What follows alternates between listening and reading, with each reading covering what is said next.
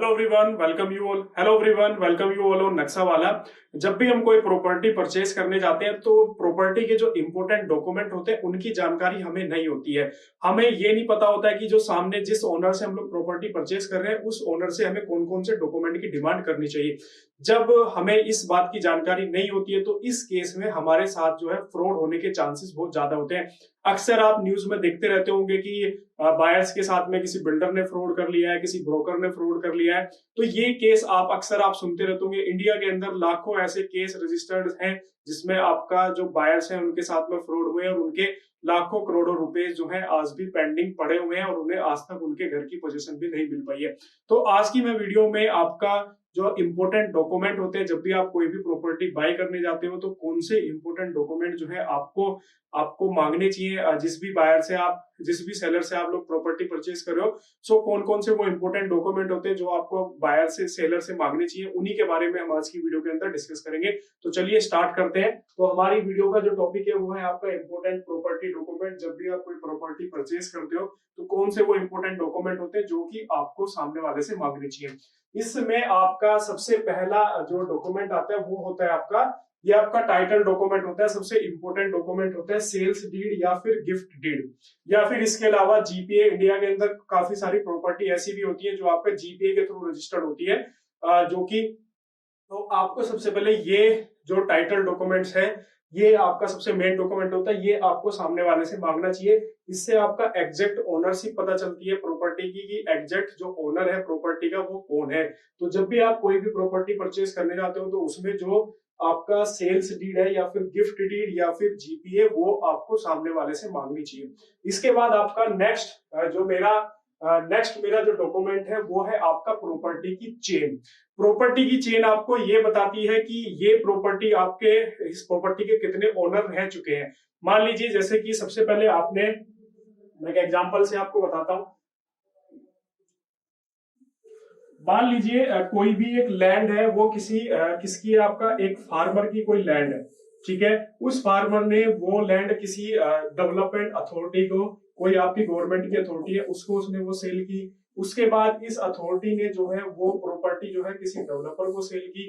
Developer ने जो है किसी एक्स पर्सन को वो प्रॉपर्टी सेल की और इस एक्स पर्सन ने ये किसी वाई पर्सन को सेल की। और अब ये वाई पर्सन से आप जो है इस प्रॉपर्टी को क्या करना चाहते हो, परचेज करना चाहते हो। तो ये आपकी एक कंप्लीट चेन है जिसके बारे में आपको पता होना चाहिए कि इस प्रॉपर्टी का जो प्राइमरी ओनर था वो कौन था, फार्मर था।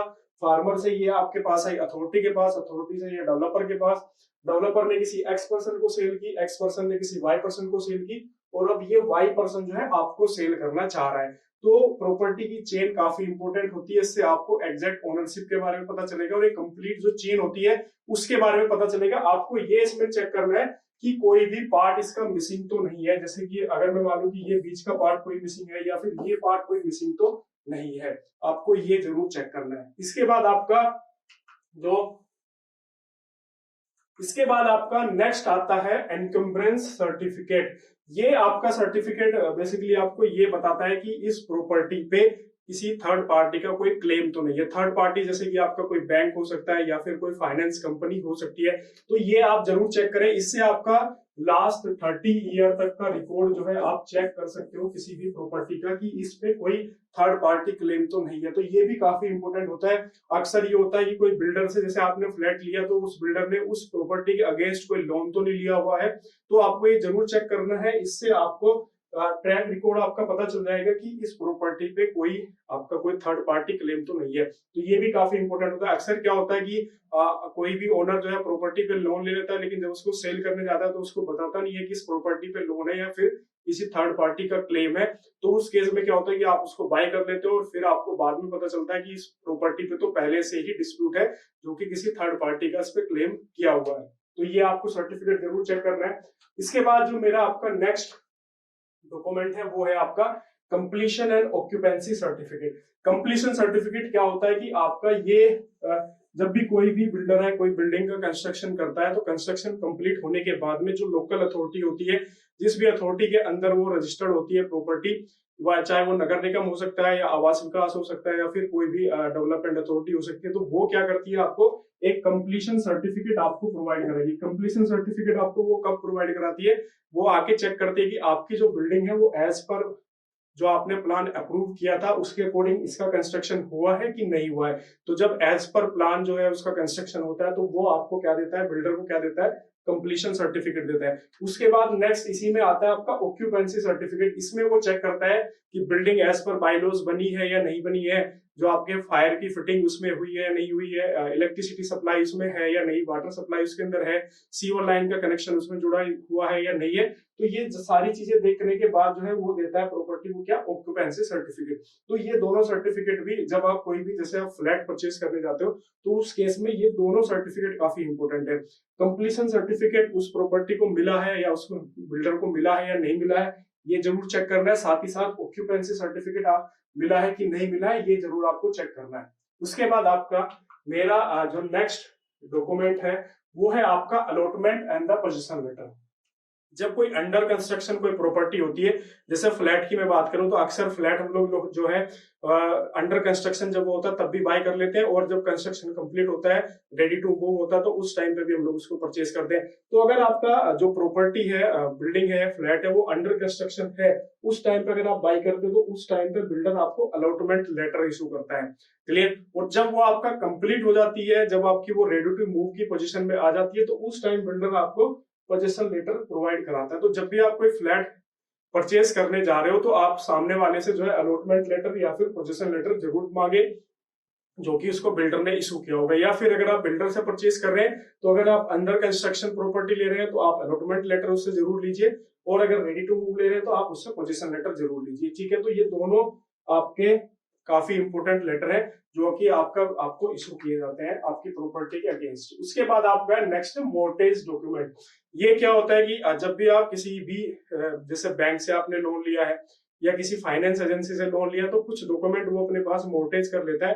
तो आपको ये चेक जरूर करना है कि वो कौन से डॉक्यूमेंट है, अगर किसी प्रॉपर्टी पे लोन है तो वो कौन से डॉक्यूमेंट है जो कि आपका किसी थर्ड पार्टी बैंक के या फिर फाइनेंस कंपनी के पास मोर्टेज है। तो वो भी आपको जरूर चेक करना है कौन से डॉक्यूमेंट आपके वहां पे मोर्टेज है। तो ये भी काफी इंपोर्टेंट होता है। इसके बाद आपका नेक्स्ट आता है प्रॉपर्टी टैक्स रिसिप्ट। अक्सर ये देखा गया है कि लोग जो है प्रॉपर्टी टैक्स जमा करने में लापरवाही करते हैं। तो आपको जब भी कोई प्रॉपर्टी परचेज करने जा रहे हो तो आपको प्रॉपर्टी टैक्स की जो रिसिप्ट है वो आपको सामने वाले से मांगनी चाहिए। क्या होता है कि अब आपने इसकी डिमांड आपने सामने वाले से नहीं की है और आपने प्रॉपर्टी परचेज कर ली, और आपको पता चलेगा कि लास्ट 5 साल से या फिर लास्ट 10 साल से जो है इस प्रॉपर्टी टैक्स ही जमा नहीं किया गया है। तो इसकी लायबिलिटी अब किसके पास आ जाएगी? अगर 10 साल का पेंडिंग है तो इसकी जो टैक्स की जो लायबिलिटी है वो आपके ऊपर आ जाएगी। तो प्रॉपर्टी टैक्स की रिसिप्ट आप जरूर कलेक्ट कीजिए।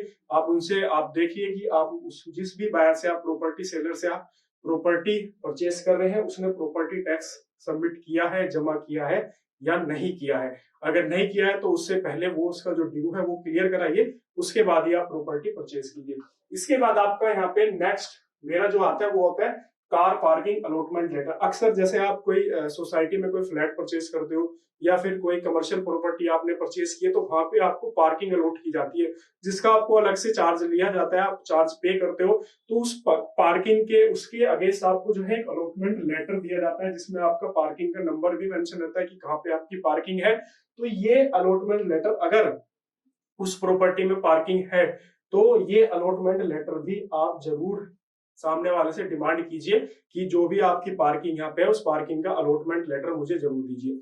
उसके बाद आपका यहाँ पे जो मेरा नेक्स्ट डॉक्यूमेंट है वो है आपका एनओसी फ्रॉम आरडब्ल्यूए। जो भी आपकी रजिस्टर्ड वेलफेयर एसोसिएशन होती है आपका सोसाइटी के अंदर, वो क्या करती है, जब भी आप किसी सोसाइटी में फ्लैट परचेज करने जा रहे हो तो रजिस्ट्री आपकी तभी होगी जब आपको आरडब्ल्यूए से एनओसी मिल जाएगी। अगर आरडब्ल्यूए ने आपको एनओसी नहीं दी है तो आप उस प्रॉपर्टी को रजिस्टर्ड नहीं कर सकते। तो एनओसी वो तभी आपको देगी जब आपके वहां पे कोई ड्यूज नहीं बचे होंगे। तो ये एनओसी भी आपके लिए बहुत जरूरी है, ये भी आप सामने वाले से डिमांड कीजिए, क्योंकि इसके बिना आपकी प्रॉपर्टी रजिस्टर्ड नहीं होगी। एनओसी की डिमांड आपको वहां पे की जाएगी तो एनओसी आपको वहां पे सबमिट करनी पड़ेगी। तो एनओसी की भी आप उससे सामने वाले से डिमांड कीजिए। इसके बाद आपका नेक्स्ट है आपका रेरा रजिस्ट्रेशन। अक्सर आपने न्यूज में देखा होगा कि ग्रेटर नोएडा में फ्रॉड हो गया, बिल्डर ने फ्रॉड कर दिया, नोएडा में फ्रॉड कर दिया। ऐसे ऑल ओवर इंडिया से जब केस आने लगे, रेगुलर केस आने लगे, तो गवर्नमेंट जो है आपका एक अथॉरिटी लेके आई। उन्होंने एक आपका डिपार्टमेंट बनाया रेरा, जो कि आपका रेगुलेट करता है रियल एस्टेट को। तो कोई भी अगर आपका फ्रॉड होता है, बिल्डर किसी भी बायर के साथ में फ्रॉड करता है, तो उसको कौन सी अथॉरिटी रेगुलेट करती है? वो आपका रेरा रेगुलेट करती है। तो जब भी आप किसी बिल्डर से फ्लैट खरीदें या फिर किसी ब्रोकर के थ्रू अगर फ्लैट खरीदें, उसमें ब्रोकर का भी रजिस्ट्रेशन होता है और बिल्डर का भी रजिस्ट्रेशन होता है। तो आप उनका रजिस्ट्रेशन नंबर जरूर चेक करें कि वो आपका रेरा के अंदर रजिस्टर्ड है या नहीं है।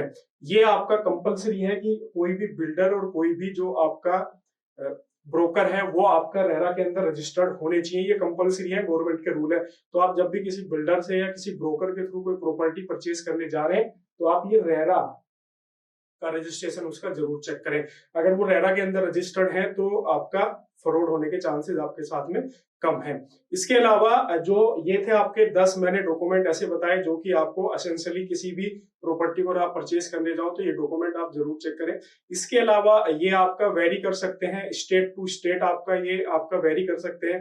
हो सकता है दिल्ली के अंदर कुछ अदर डॉक्यूमेंट को आपकी रिक्वायरमेंट पड़े, या हो सकता है कर्नाटक में अगर आप हो तो वहां पे आपको किसी अदर डॉक्यूमेंट की रिक्वायरमेंट हो।